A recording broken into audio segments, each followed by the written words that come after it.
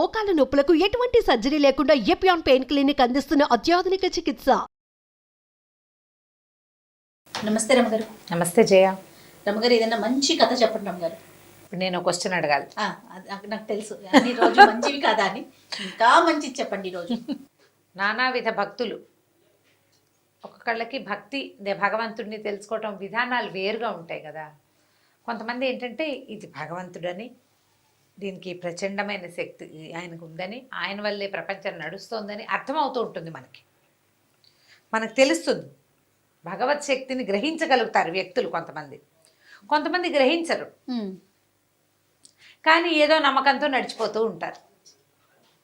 తెలుసుకోవటం ఒక విధానం, తెలియకపోయినా ఆ ఎవడో ఒకడు ఉన్నాడులే ముందు అన్న ధోరణిలో వెళ్ళిపోవటం ఇంకో విధానం. దానికి సంబంధించిన ఒక కథ చెప్తాం. పూర్వం మగధ దేశానికి దగ్గరలో ఒక గురుకులం ఉండేదట. ఈ గురుకులంలో ఏంటంటే అప్పట్లో ఆ గురుకులం చాలా ప్రఖ్యాతిగా చెందిందనమాట. మామూలుగా ఏదో పిల్లాన్ని తెచ్చి చేర్చేయడం కాదు. ఓహో, వాళ్ళు టెస్ట్ చేసి తీసుకునేవాళ్ళు. ఎంట్రన్స్ టెస్ట్ ఉండేది ఖచ్చితంగా. ఈ మగధ వంశానికి రాజగురువుగా ఉన్నాయనే, రాజగురువు ఎవరో ఆయనే ఈ గురుకులాన్ని నడిపేవారు. రాజుగారి దగ్గర నుంచి వీళ్ళకి సందర్భాలు సంబారాలు అన్నీ వచ్చేవి.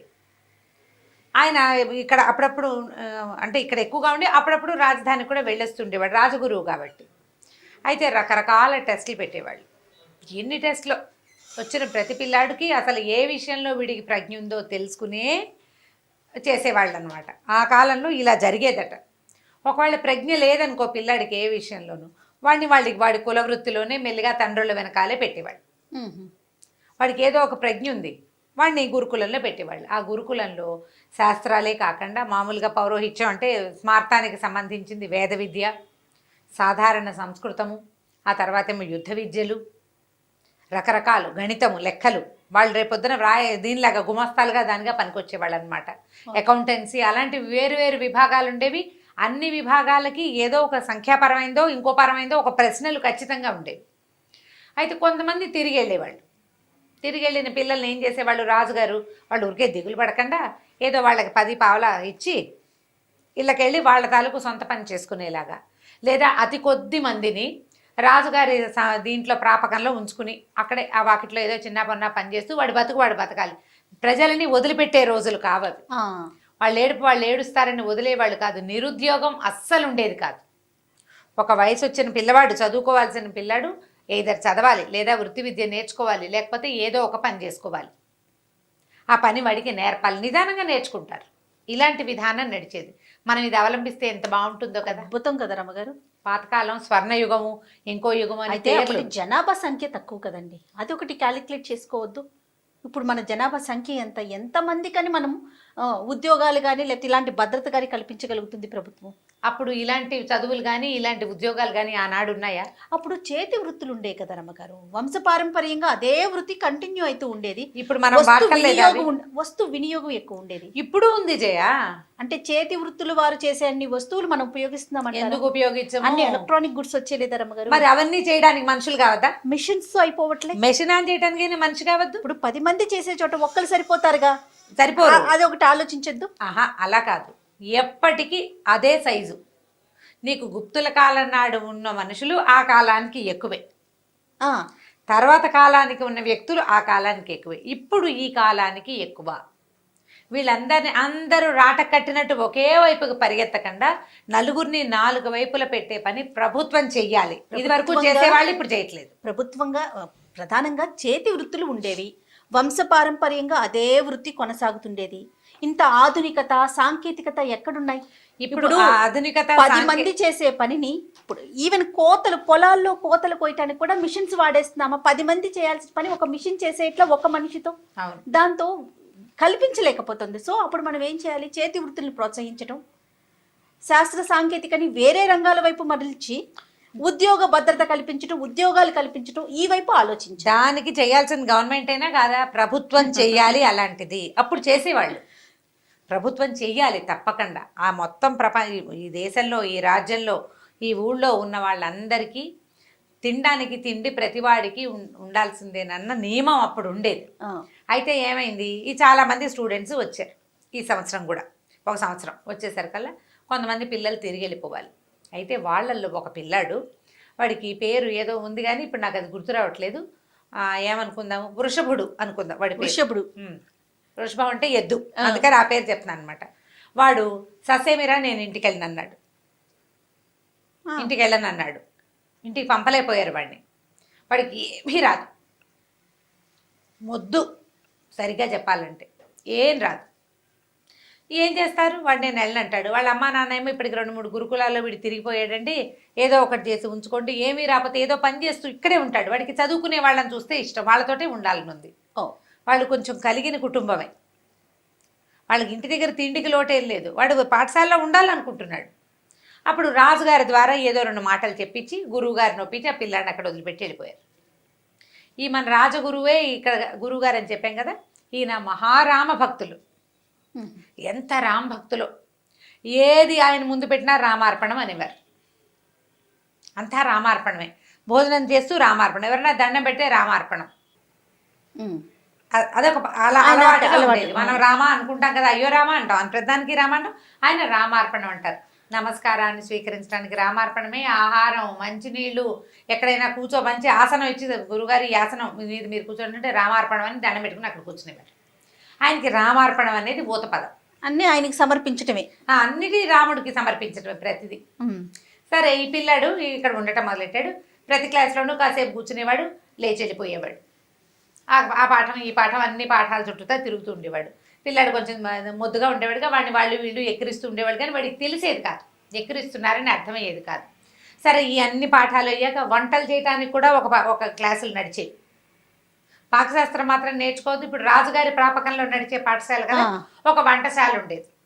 ఈ పిల్లాడు ఈ వంటశాల వాళ్ళ దగ్గర కొంచెం భారీగా ఉన్నాడు, కొంచెం బరువుగా ఉన్నాడు. వాడు ఏదైనా వరే ఇది అక్కడ పెట్టు, అది బట్రా, బస్తా బట్రా, ఇది కాస్త బియ్యం కడుగు, ఈ గుండెకి కడుగు, ఇది ఎసట్లో పొయ్యి ఎగసం తొయ్యి అంటే అలాంటి పనులన్నీ చేసేవాడు.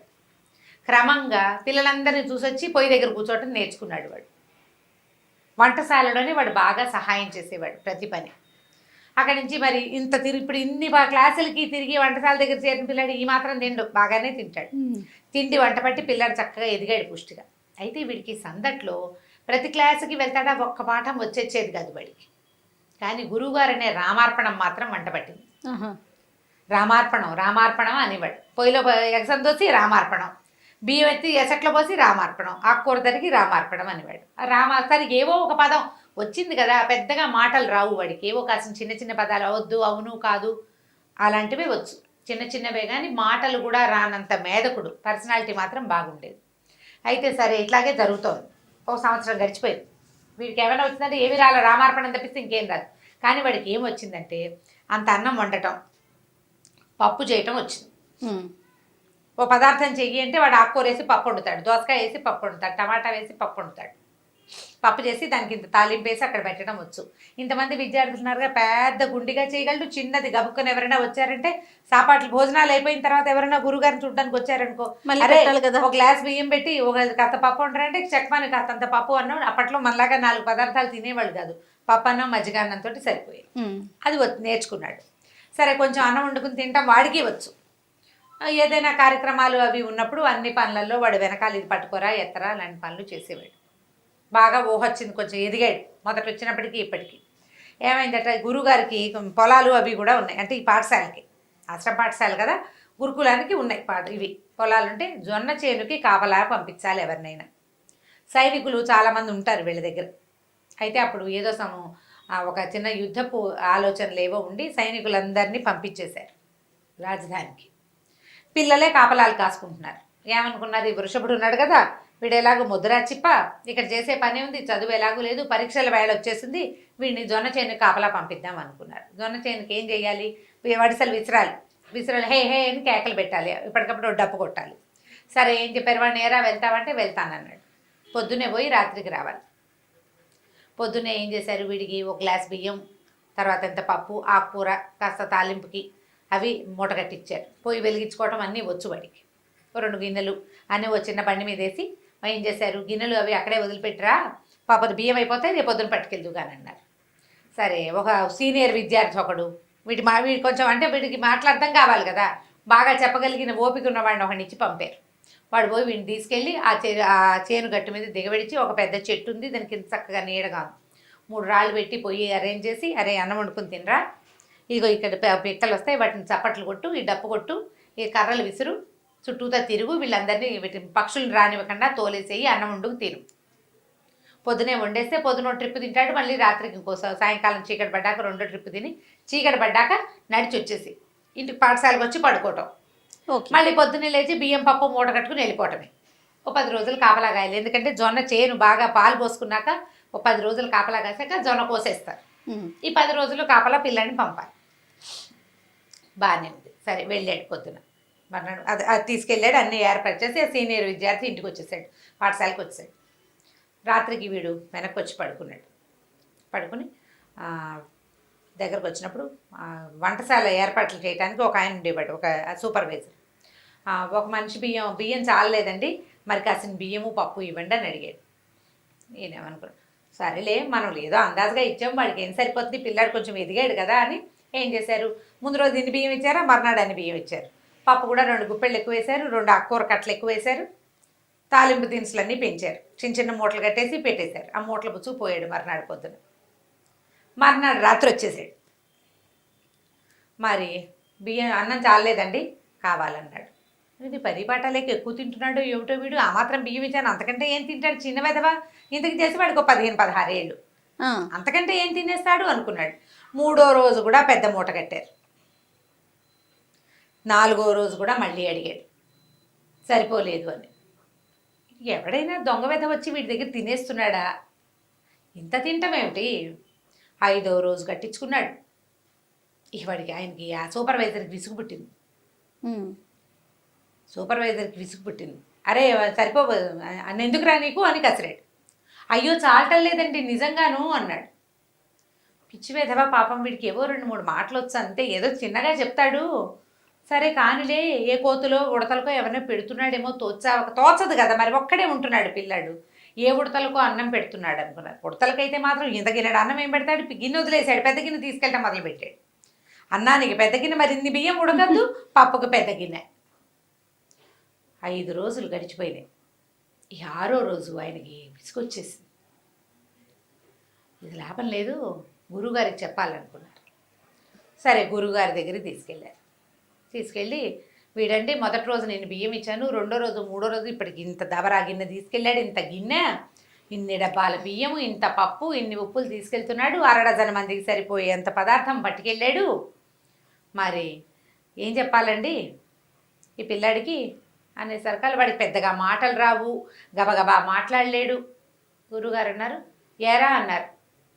వీడు బిక్కమొహం వేశాడు. సరే ఆయన అన్నారు, అంతర్ముందు పంచాయతీ ఎందుకు, నువ్వు వెళ్ళిపోమని సూపర్వైజర్ని పంపేశారు.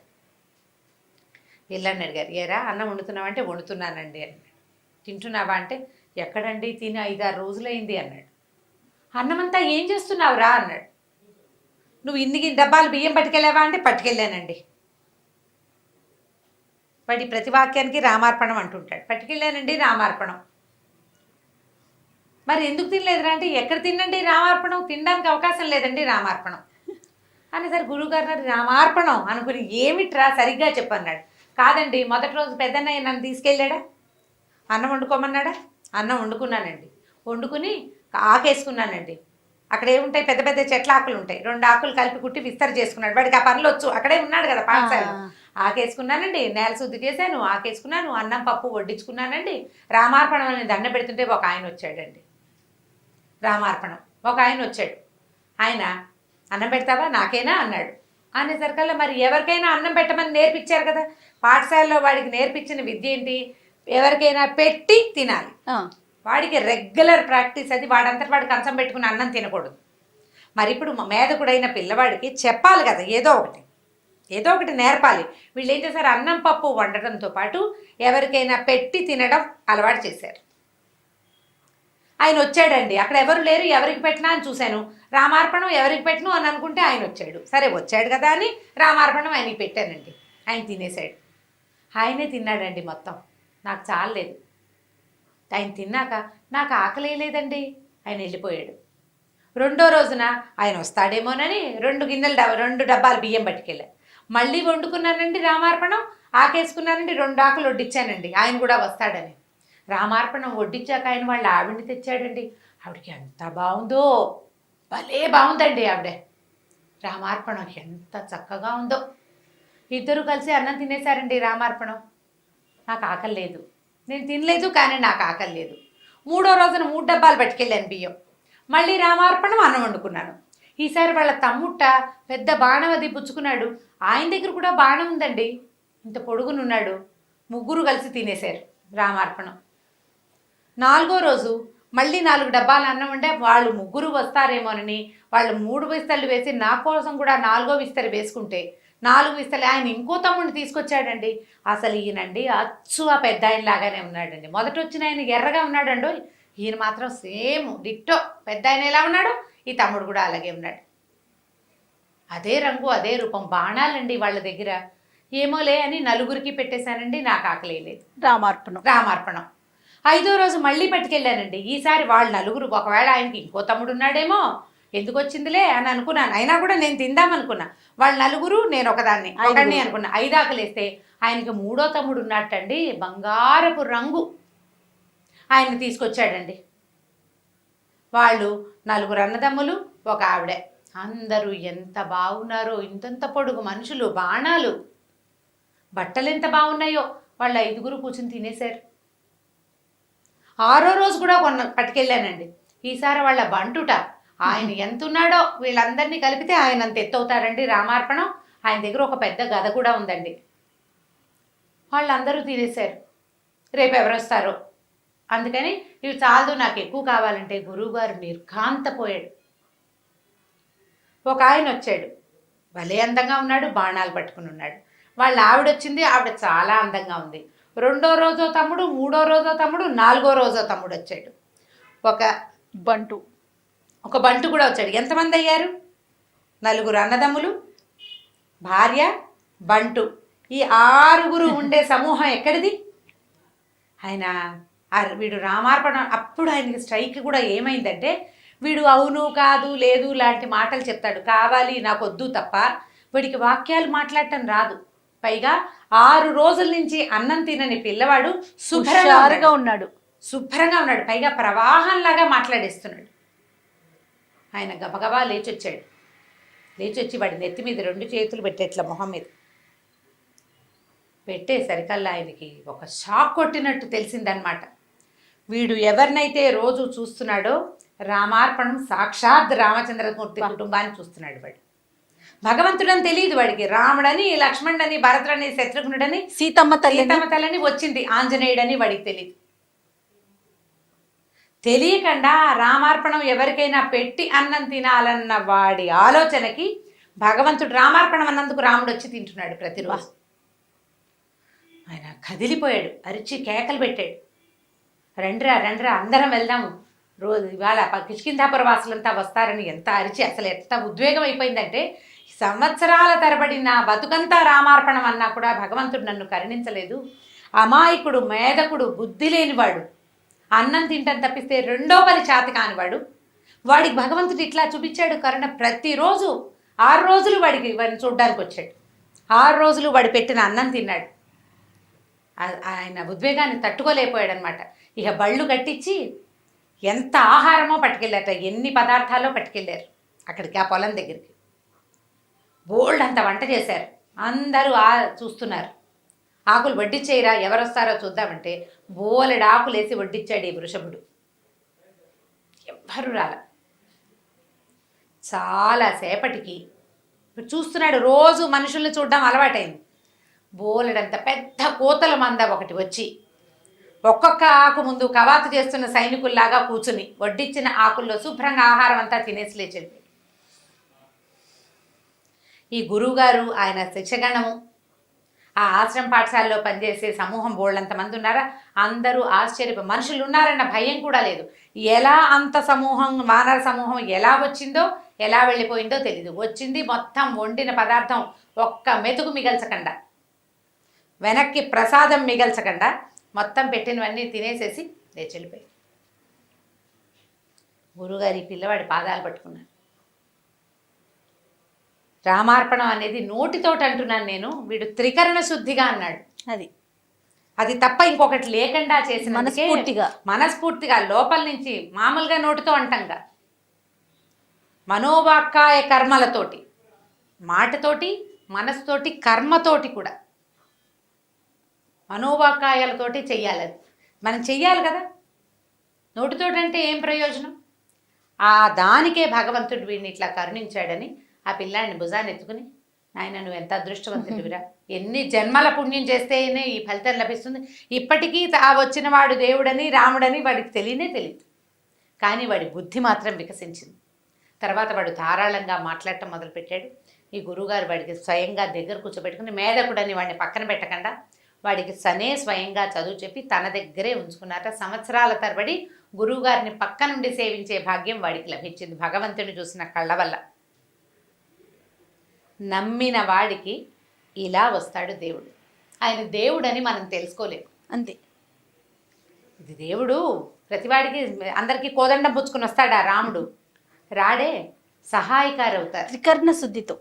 అంతే కదా పిల్లోడు చేసిన పని. అంతే. మనం వీటితోటి మనం నమ్మాలి కదా, మనం మనసులో నమ్మాలి, మాటతోటి నమ్మాలి, పని కూడా నమ్మిన పని చేయాలి. దేవుడికి ఒక ఆకేసి మనం ఒక ఆకు వేసుకోవాలి దేవుడి దగ్గర మనం. అయితే దేవుడాకు దేవుడిదే కదా, ఆయన వచ్చి తినబోయాడా అని అందులో నుంచి ఎంగిల్ చేస్తామా? చెయ్యం కదా. దేవుడు స్వీకరించాలి ఆ ప్రసాదం. ఈ ఆకుని తీసుకెళ్ళి ఎవరికైనా ఇవ్వంటే అలాగే ఇచ్చేయాలి. ఇందులో అన్నీ వేయకపోతే దేవుడు అడిగాడా? నెయ్యి అయిపోతే దేవుడు చూశాడంటే దేవుడికే అదంతా నీకు కదా నియమం ఉండాల్సింది. నువ్వు నమ్మాలి, భగవంతుడు సాక్షాత్తు వచ్చి సూక్ష్మాంశంలో ఈ ఆహారాన్ని గ్రహిస్తాడు అని నువ్వు గట్టిగా నమ్మితే నువ్వు చేయవలసిన రకంగా చేస్తావు. నేను చేసేది మంచి, నా మంచిని భగవంతుడు తెలుసుకుంటాడు అంటే ఖచ్చితంగా మంచే చేస్తావు నువ్వు. లోపల నమ్మాలి కదా, లోపల తెలియాలి. ఈ కథని ఎన్ని రకాలుగా మార్చి చెప్పబడిందో ఈ కథ. వినటానికి ఎంత అద్భుతంగా ఉందంటే, శ్రవణానందం అంటారు చూసారా రమ్మగారు, అదే అలా అనిపిస్తుంది నాకైతే. చాలా బాగుందండి. అందులో ఇంకా మీరు చెప్తుంటే ఇంకా చెప్పక్కర్లేదు. నిజంగా సాక్షాత్తు రాముల వారిని చూసామా అన్న అనుభూతి కలుగుతుంది అనమాట. చాలా చాలా బాగుంది. మనం వినటానికి, పిల్లలకి చెప్పడానికి చాలా బాగుంది. అంటే ఇది రియల్ స్టోరీ అంటారా రమ్మగారు, లేకుంటే ఎక్కడన్నా జరిగి ఉంటుంది జయ, జరిగి ఉంటుంది. ప్రేరణార్థక కథలు, భగవత్ సంబంధమైన కథలు వస్తాయి.